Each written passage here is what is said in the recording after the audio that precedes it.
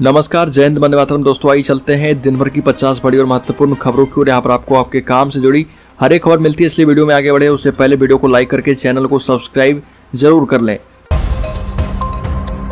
पहली और बड़ी खबर, सीबीआई करेगी सोनाली फोगाट मर्डर केस की जांच। हरियाणा की बीजेपी नेता सोनाली फोगाट के मर्डर की जांच अब सीबीआई करेगी। गोवा सरकार ने इस केस की सीबीआई जांच करवाने का फैसला ले लिया है और इसके लिए केंद्रीय गृह मंत्रालय को लेटर लिखा गया। इस पर केंद्रीय गृह मंत्रालय ने भी सीबीआई से जांच की सिफारिश कर दी है। इसकी जानकारी गोवा के मुख्यमंत्री प्रमोद सावंत ने दी है। अगली खबर, आर्टिकल 370 पर फिर से भिड़े कश्मीर के दो पूर्व सीएम। आर्टिकल 370 को लेकर जम्मू कश्मीर के दो पूर्व सीएम में जुबानी जंग शुरू हो गई। कांग्रेस छोड़कर नई पार्टी बनाने का ऐलान करने वाले गुलाम नबी आजाद ने कहा था कि कश्मीरियों को आर्टिकल 370 की बहाली के सपने नहीं देखने चाहिए। इस पर पलटवार करते हुए पीडीपी प्रमुख महबूबा मुफ्ती ने कहा कि हमारी सोच सकारात्मक है, आर्टिकल 370 को बहुत जल्द बहाल किया जाएगा। अगली खबर, भारत में अंतिम संस्कार के लिए नहीं मिलेगा आतंकियों का शव। जम्मू कश्मीर के हैदरपोरा में 15 नवंबर 2021 को सुरक्षा बलों के साथ एनकाउंटर में मारे गए आतंकी आमिर मागरे का शव कब्र से बाहर निकालने की मांग सुप्रीम कोर्ट ने ठुकरा दी।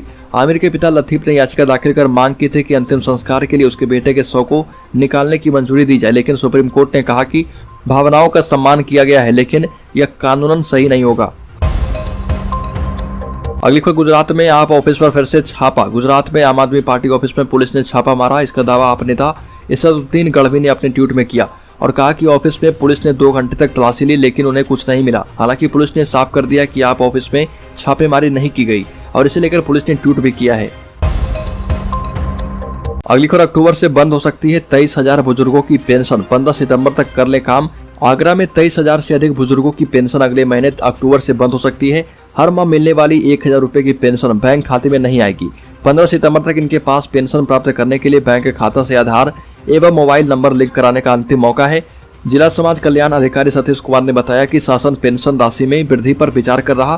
पहले प्रतिमाह 500 रुपए मिलते थे, जिसे बढ़ाकर अब 1,000 रुपए किया गया है। जल्द ही इसे बढ़ाकर 1,500 रुपए प्रतिमाह किया जाएगा। हालांकि पेंशन धारकों को इतना काम करना होगा। अगली खबर, उत्तराखंड में एनएचएम संविदा कर्मियों ने काले फीता बांधकर किया काम, बोले जल्द हो वेतन का भुगतान। 4 माह से वेतन नहीं मिलने समेत 9 सूत्रीय मांगों का समाधान नहीं होने से राष्ट्रीय स्वास्थ्य मिशन के संविदा एवं आउटसोर्स कर्मचारियों में आक्रोश है। दून समेत सभी जनपदों में संविदा कर्मियों ने काली फीती बांधकर काम किया। एनएचएम कर्मियों की मांग है कि लंबित वेतन का भुगतान जल्द कर अनुबंध का नवीनीकरण किया जाए। अगली खबर, श्रम कार्ड रखने वाले श्रमिकों के खाते में भरण पोषण भत्ता जारी किया जाता है। जो लोग इस भत्ते के लिए योग्य हैं, उनके खाते में सरकार की तरफ से पैसे जमा कराए जाते हैं। इस सिलसिले में श्रमिकों के खाते में अगली किस्त जल्द ही जारी की जाएगी। अगर आपको इस श्रम योजना के तहत आने वाली मंथली पैसे नहीं मिले हैं तो आप पेमेंट का स्टेटस भी चेक कर सकते हैं। अगर आपके खाते में श्रम पोर्टल के जरिए पैसा आया है तो वैसे ही श्रम कार्ड धारकों को 2 लाख रुपए तक का दुर्घटना बीमा भी सरकार देगी। कुछ मीडिया रिपोर्ट के मुताबिक इस स्कीम के जरिए लाभार्थियों को आगे चलकर पेंशन का फायदा देने की भी तैयारी है। गर्भवती महिलाओं को भरण पोषण के लिए खर्चा दिया जाएगा। मकान बनवाने के लिए सरकार की तरफ से भी धनराशि दी जाएगी। अगली खबर, सरकार ने नए श्रम कानून को जल्द लागू करने की प्लानिंग की और ऐसे में जल्द ही देश के करोड़ों कर्मचारियों को बड़ी खुशखबरी मिल सकती है। खास बात यह है कि नए श्रम कानून में कर्मचारियों को ज्यादा छुट्टियां भी मिल सकती है और उनके काम करने के घंटों में भी बड़ा बदलाव आ सकता है। दरअसल नए श्रम कानून को लेकर खास बात यह है कि केंद्र सरकार पूरे देश में एक साथ इस नई व्यवस्था को लागू करना चाहती है। इस स्थिति में सभी राज्य इस व्यवस्था में एक साथ एंट्री करेंगे और इससे लोगों की पर्सनल लाइफ और काम को एक साथ बेहतर बनाने के लिए काम किया जाएगा। अगली खबर, कर्मचारियों ने लगाए प्रधानमंत्री से पुरानी पेंशन योजना लागू करने की गुहार, लिख डाले आंसुओं से भरे पत्र। सरकार 2004 के बाद से बहाल कर्मचारियों के लिए पुरानी पेंशन योजना को बंद कर नई पेंशन योजना लाई, लेकिन इसमें कई तरह की त्रुटि थी जिसकी वजह से कर्मचारियों ने इसे कभी स्वीकार नहीं किया और लगातार इसे हटाने और वापस से पुरानी पेंशन योजना लागू करने में जुटे हैं। देश भर से मिल रही खबरों के आधार पर यह कहना गलत नहीं होगा कि अब कर्मचारियों ने अपने अधिकार को लेकर जागरूकता ले ली है और लगातार इसका प्रोटेस्ट भी किया जा रहा। और इसी क्रम में कर्मचारी ने देश के प्रधानमंत्री को पत्र लिखते हुए कई बातों का खुलासा किया और सरकार से कई तरह के सवाल का जवाब भी मांगा है और पुरानी पेंशन योजना को जल्द से जल्द लागू करने की बात भी कही।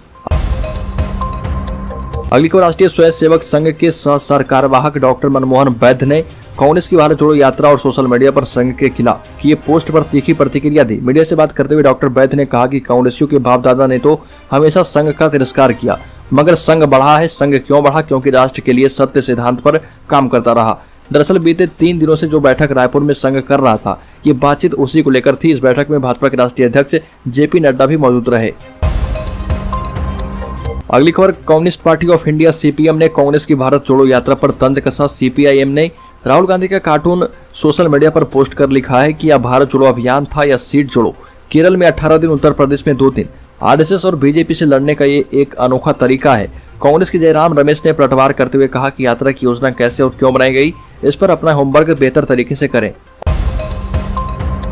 अगली खबर, गैंगस्टर्स के ठिकाने पर एनआईए की छापेमारी। दिल्ली, एनसीआर, हरियाणा और पंजाब पहुंची टीमें। लॉरेंस और ताजपुरिया गैंग के गैंगस्टर्स की तलाश। राष्ट्रीय जांच एजेंसी ने देश भर में गैंगस्टर्स के करीब 60 ठिकानों पर छापे मारे। एनआईए की टीमें दिल्ली, एनसीआर, हरियाणा और पंजाब में कई ठिकानों में पहुंचकर छापेमारी की।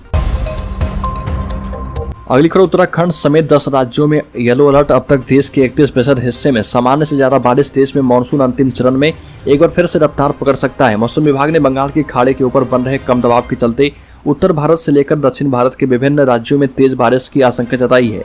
उत्तराखंड, ओडिशा, बिहार, दिल्ली और मध्य प्रदेश, उत्तर प्रदेश समेत कई राज्यों के ज्यादातर जिलों में अगले 4 दिनों तक मध्यम जबकि कुछ जिलों में भारी बारिश हो सकती है।